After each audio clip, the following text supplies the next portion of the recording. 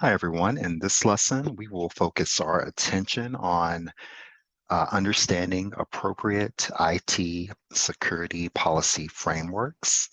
And in this lesson, we're going to understand some of the foundational components that are required to create a security policy framework. And so you want to keep in mind that a framework provides for a basis and a foundation for the enforcement of uh, acceptable responses, technologies, and enforcement principles that can be used to provide a organization with a security policy framework. And these frameworks can be complex and very large depending on the scale of the organization and the technology that is involved. And so what we want to keep in mind is that in understanding IT security policy frameworks, we're going to focus our attention on being able to describe appropriate issues that are related to information system security, policy implementation, and enforcement. And the key concepts that are going to help us understand that learning objective is that we're going to have the ability to build the appropriate blocks for a security policy framework. We are going to understand the types of documents for a security policy framework that are needed. We're going to discuss information system security and information assurance considerations that need to be put on the table. And we'll also have to take a look at appropriate considerations that are needed for creating a security policy framework that the organization can effectively and efficiently make use of. And so these concepts are important for us to grasp and understand because of the gravity that a security policy framework has on the day-to-day operations of an organization. It's important to note that you do not want a security policy framework to be ad hoc or or be constructed in a manner that is reactive. You want to have a proactive framework that can be used in order to help guide leadership, to help enforce the day-to-day operations of the organization. And so with this, we're going to focus our attention on various topics. We'll understand what a IT security policy framework is. We'll want to focus on understanding what a program framework policy is or a charter that the organization would follow. And then other questions that we're going to consider is understanding which business factors are going to influence the type of IT security policy framework that needs to be used, as well as understanding factors and objectives that can affect information assurance, information system security, and we'll also get into examples of other IT policy frameworks as well.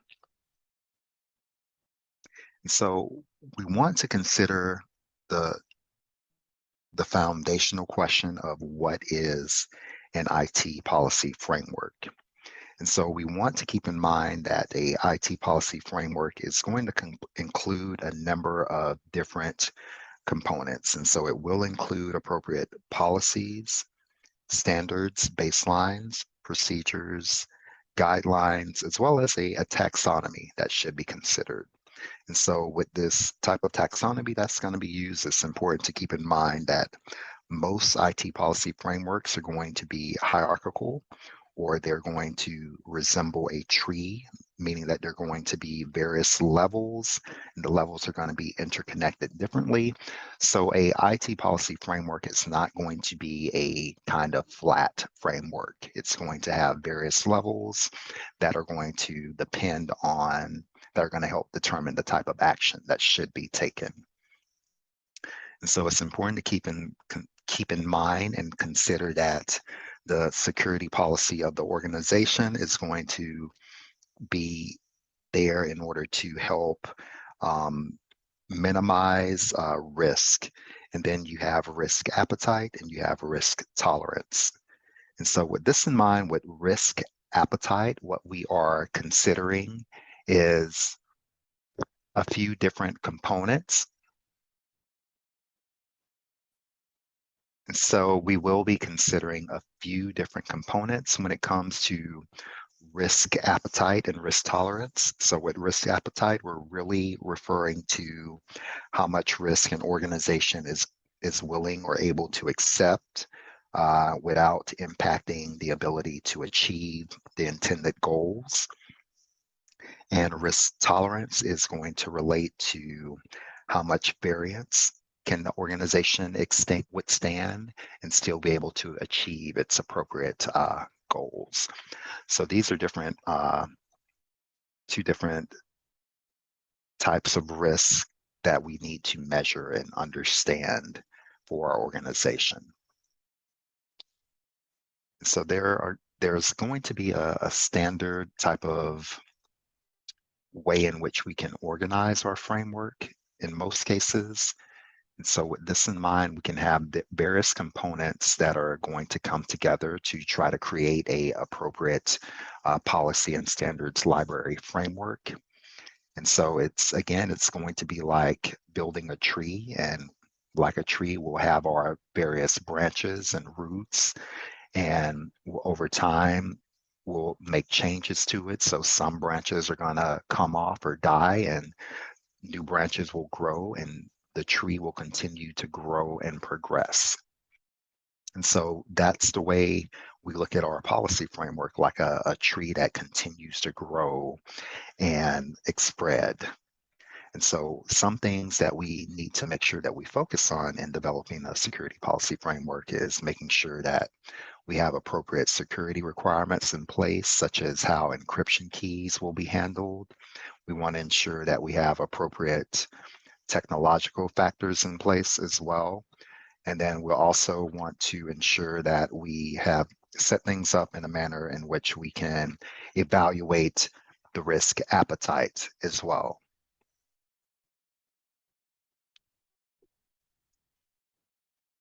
So these are the various type of different framework documents that we can keep in mind. We can have our risk assessment policy.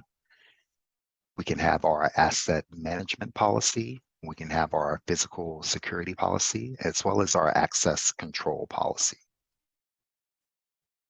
So what are some other ways in which we can help to evaluate the risk appetite of our organization? What we want to do is we want to keep in mind the trajectory that is going to be measured for how risk will impact the organization. And so if the impact and frequency increase, then it's going to progress from having a acceptable risk appetite to having one that is somewhat manageable to one that is unacceptable. And it can occur within either direction, whether it's the impact is increases or the frequency increases as well. And so what we want to do is make sure that we are able to manage our risk appropriately by having in place appropriate controls that we can use in order to minimize the appetite for risk. So when we think about this in terms of our security for the organization, what we want to do is make sure that we are able to control risk appetite and risk tolerance appropriately. Because if our risk appetite increases greatly, then this means that we're not going to be able to keep production of critical systems going because the risk appetite has increased too largely.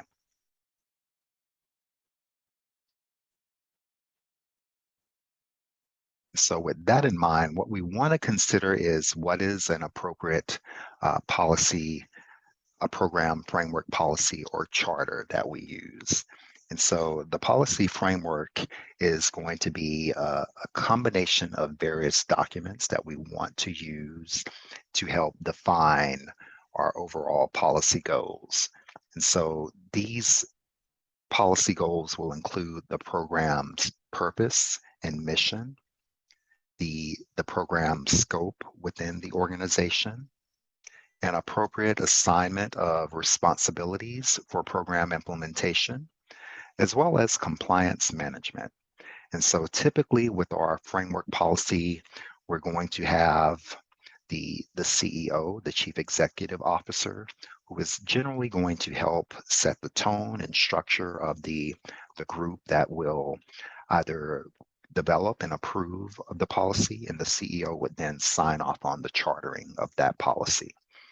So this is important because the CEO is going to set the leadership tone of the policy and how it should be carried out within the organization.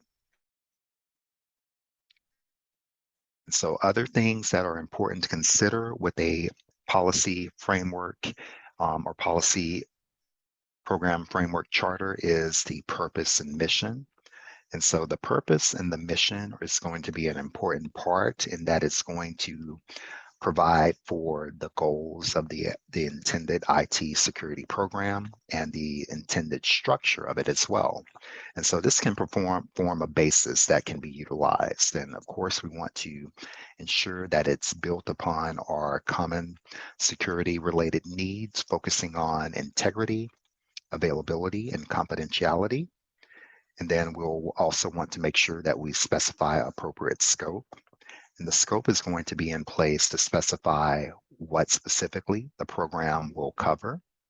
And the scope is going to include the resources, information, and personnel that's needed as well in order to develop and enforce the appropriate framework policy or charter.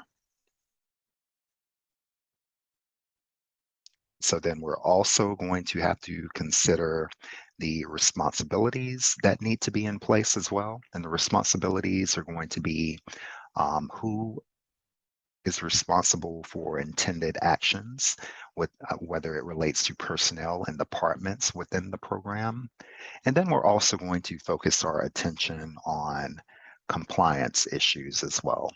And when we talk about compliance, what we want to be able to ensure is that we can have conformity and adherence to all of the policies, standards, and procedures, laws, and guidelines that are in place for our framework policy or charter.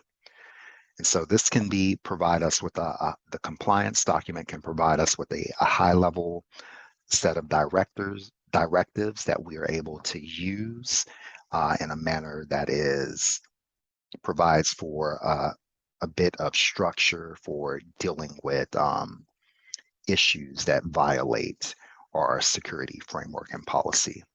And so typically with compliance, that's going to be a form in which the Human Resources Department would provide for appropriate coverage for any type of actions as well.